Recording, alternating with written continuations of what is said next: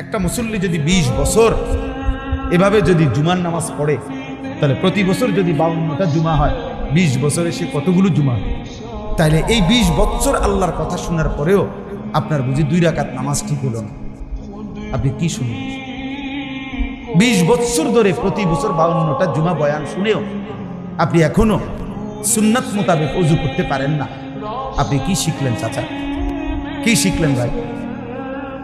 এখনো আপনার রুকু সেজদাটা ঠিক হলো না, এখনো আপনি আত্তাহিয়াতু সুন্দর করে পড়তে পারেন না, এখনো আপনি দোয়ায়ে মাসুরা, দোয়ায়ে কুনুত শুদ্ধভাবে বলতে পারেন না। তাহলে আপনি আর কত বছর পরে শিখবেন? আর কত বললে শিখবেন? আর কত বছর পরে শিখবেন? কেন পারে না? 60 বছরের বুড়া চাচা আজও কোরআন শুদ্ধ করতে পারে নাই, কেন? গাফেল।